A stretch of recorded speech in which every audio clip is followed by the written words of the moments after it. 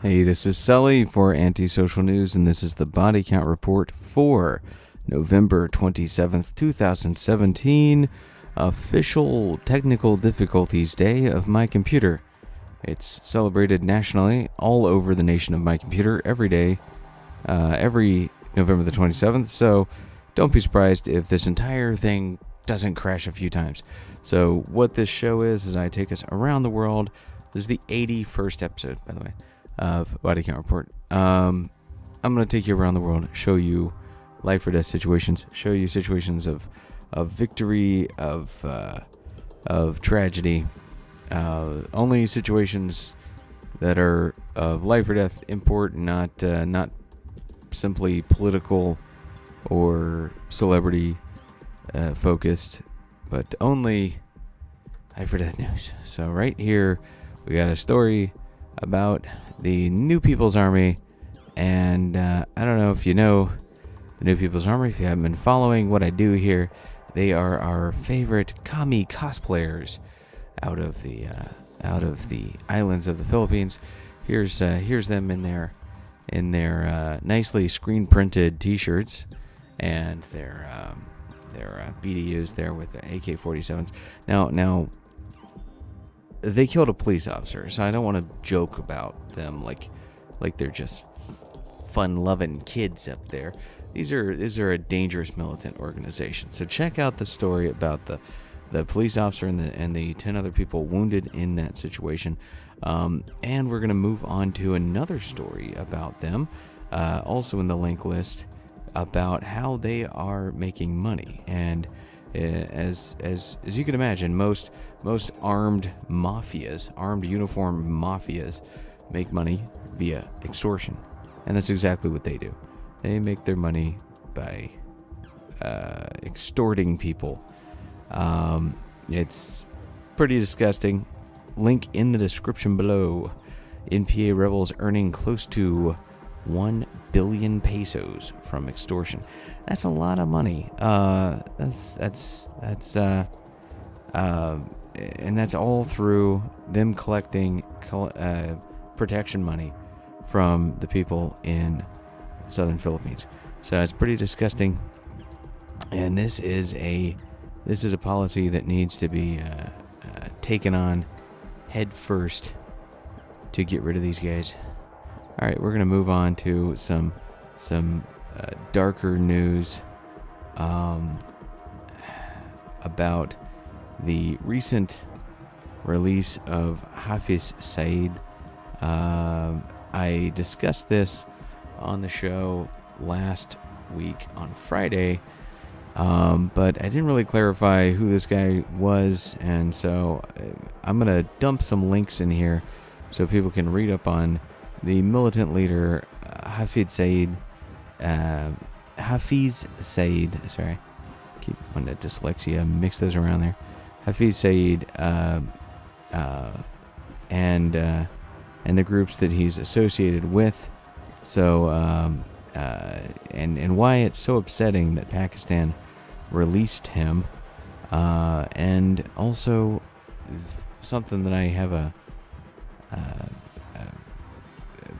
very uncomfortable relationship with is the Mumbai terrorist attack. So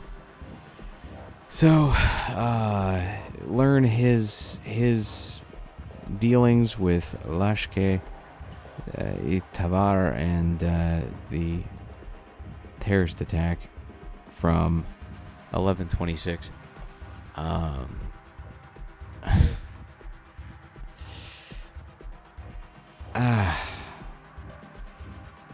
Okay, we gotta move on.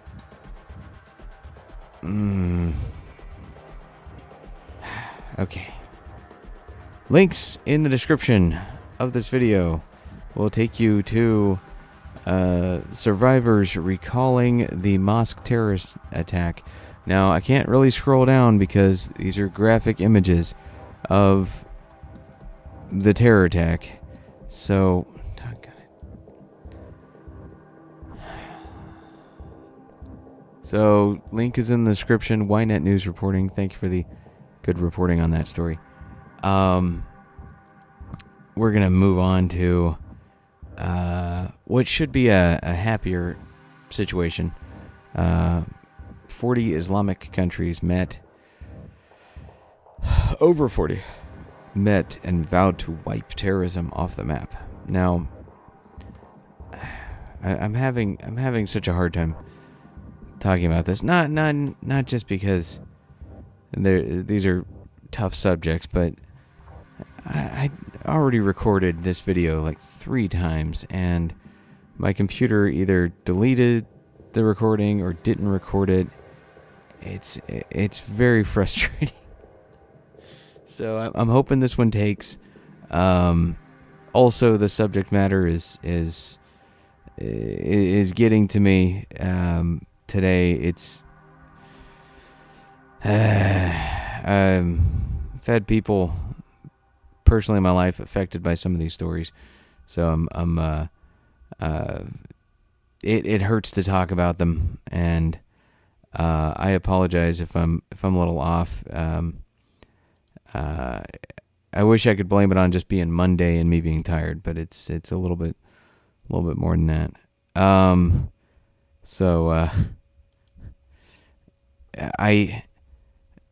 I have a few things to say about this meeting.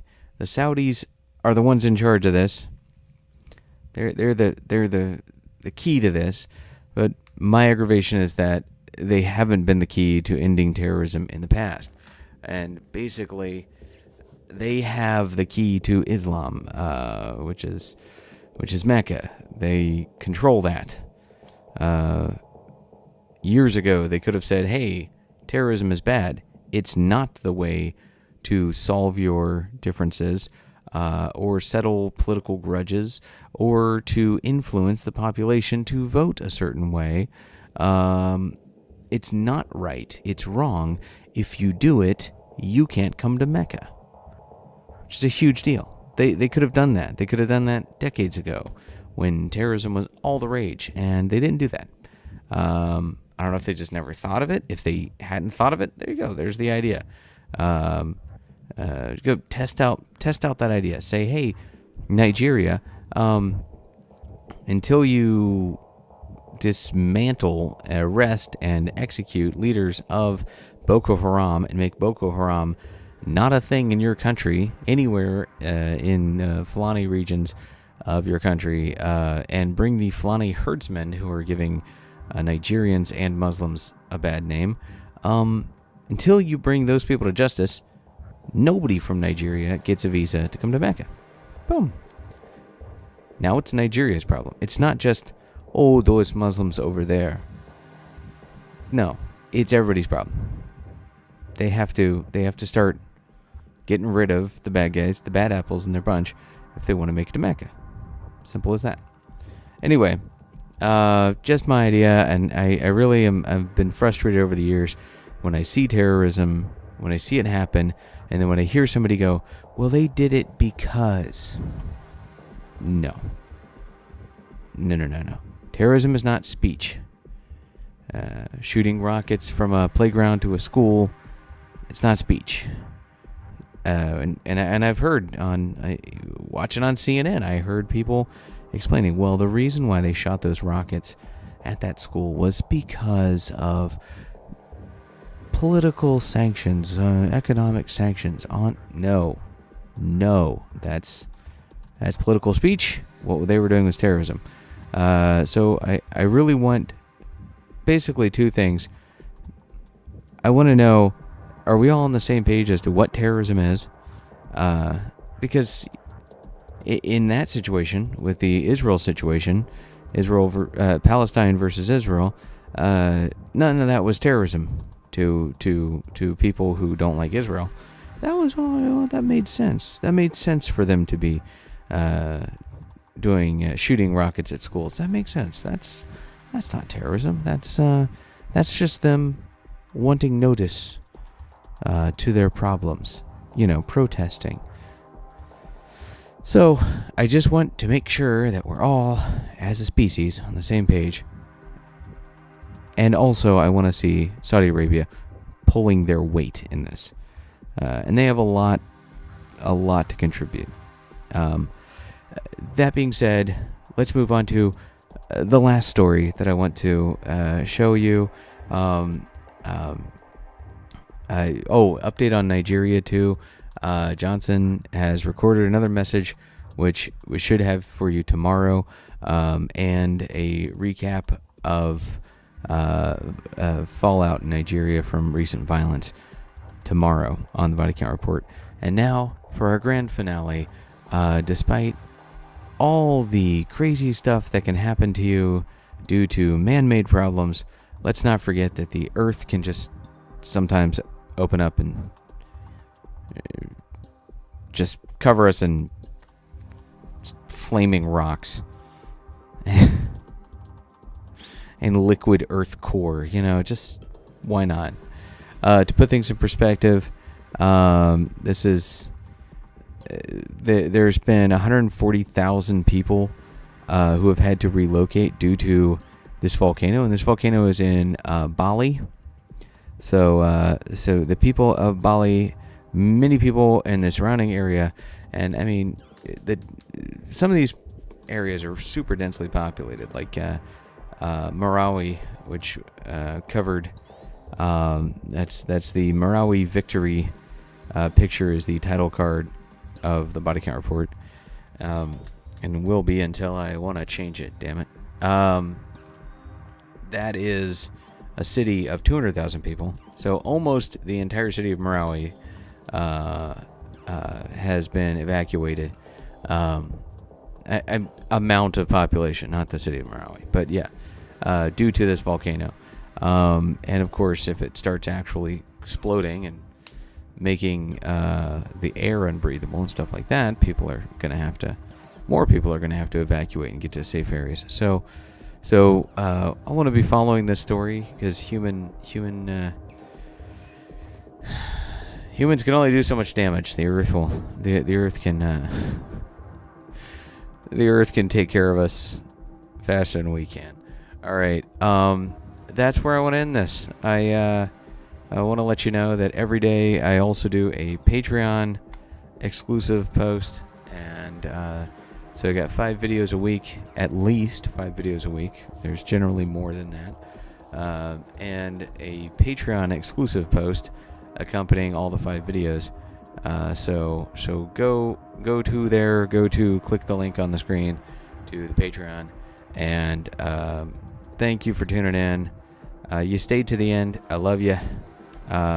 Please consider supporting me on Patreon. Best Cyber Monday deal you'll find. All right, this is Sully for Anti-Social News Body Count Report on National Glitch and Delete My Video Day, Cyber Monday, November 27th, 2017. Have a good day. Cheers.